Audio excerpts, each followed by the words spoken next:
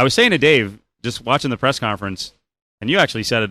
You said it a bunch of times. It is kind of cool being part of a card like this because as I looked up there, I'm like, these are the guys from Pride who all these MMA fans were nuts over. It's all put together on one card. You're on the card, Forrest's on the card. The reality aspect. It is kind of a neat way to end 2008.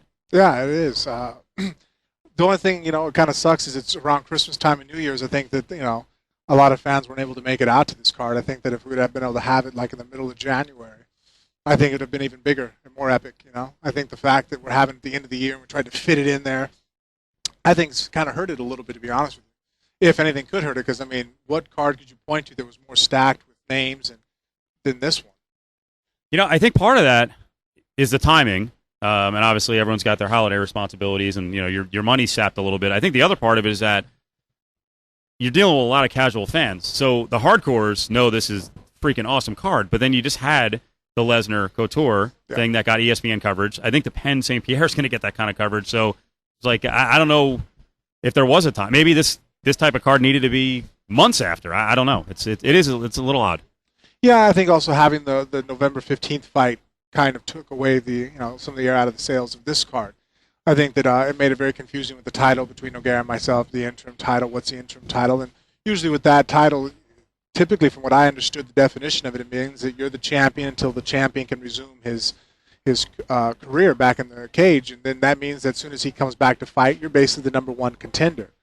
Well, things just didn't work out that way. So I think with the title switching hands before the interim title, realistically, what it should have happened was that Randy had to wait for the winner of Nogueira and myself. Mm-hmm. Because we were already slated to fight. Obviously, in the perfect world, Nogueira fights Randy. They combine the belts, and we can go on to the number one, number two contenders. But since Nogueira and I were already slated to fight, well, now, Randy, you got to wait. Didn't work out that way. Right. So it's nicely placed and nicely stated criticism. It's pretty heavy criticism. I saw you do a video the other day, and you said the same thing. And one of the things you said is no one even knows. No one cares that this is a heavyweight championship fight, and you're like, why am I fighting 5 rounds? Yeah. I've had to train for 5 rounds for no reason. Now, in UFC's defense, and because on the web I'm known as a big nut hugger, but I am going to say in their defense on this one, Couture may not have come back if he didn't get a Lesnar fight. I don't know, because he did say often that he needed some carrot, to get really fired up to come back. Maybe that's a load of bull. Maybe it was just money. I don't know. I can't say. I try to stick to things that I know something about. I wasn't in that room when, Couture and his management team sat down with, Dana and Lorenzo. So I don't know why it had to come out the way it came out, but obviously, I never really doubt the UFC just because they're the ones, they wouldn't do anything to hurt the sport. They've done everything to promote it. So right. You got to figure that it had to have been so. I don't know why it worked out the way it did. It doesn't make sense to me. But obviously, I don't know all the facts. Maybe if I, sat down and talked to Randy and Dana, and they explained to me why it worked out the way it did, it would make sense to me too, because no one's really that pretty intelligent guys walking around there. Right.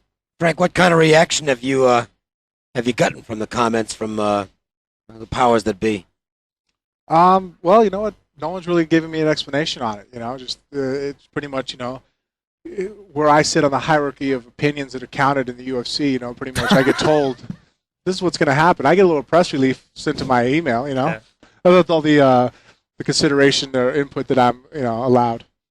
Do you feel like the reality show was a good thing? Was it a blessing? Or this far into your career, it didn't matter that much? Well, no, obviously it helped, spread my name, farther, which, that goes into paying your bills. You can be the greatest fighter you want to be. If no one knows who you are, you're a poor fighter. And with the sacrifices I have to make towards fighting, I have to balance out the fact that I can make money at this also. Justify to my wife and my children, or otherwise, I'm the man of the house. I have to provide an income for them before I can go and follow any dreams I have of being a great martial artist. I can't just sit there and go, well, guys, I know Christmas is going to suck, but right. Daddy's following his dreams. No, it doesn't work that way. Not a real man. You don't do that. You have to put yourself second. So thank goodness I'm at a point to where I found something that I enjoy doing, and my wife can go shop at Neiman Marcus at the same time. Right. So.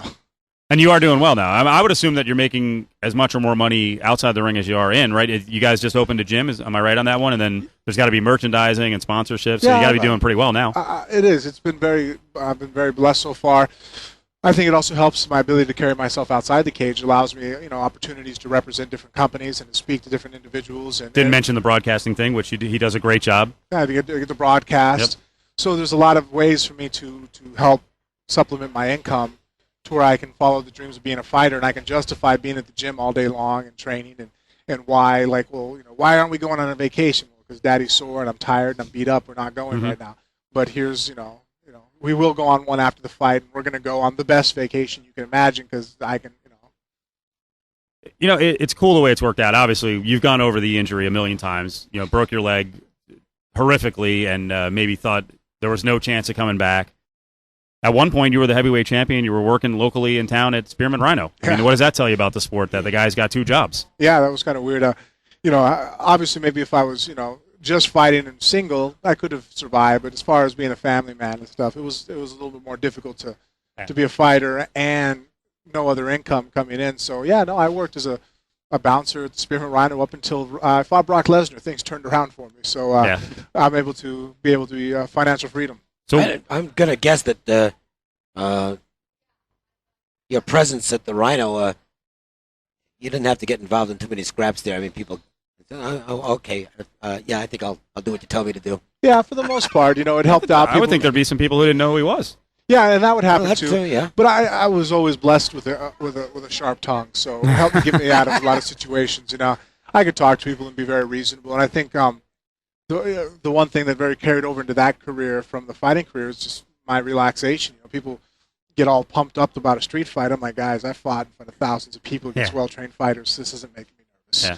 And so I think the fact that I'm so calm in a demeanor when guys are trying to kill each other and I can walk in the middle of the storm, look like I just, walked out of a coffee shop, Okay, guys, let's relax a little here before I get mad.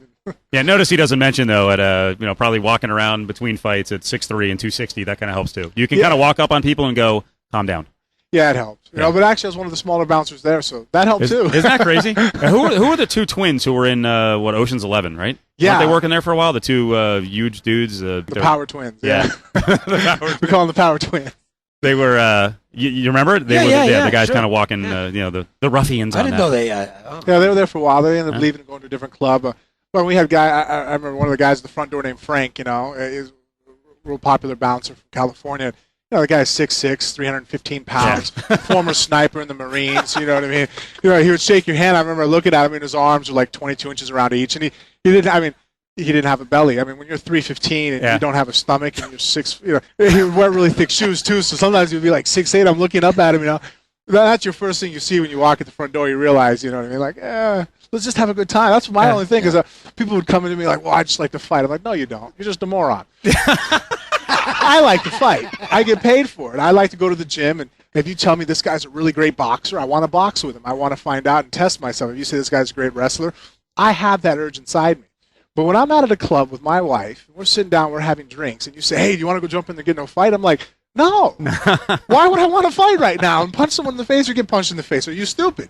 I'm having a drink. I'm having a good time. There's half-naked women around me.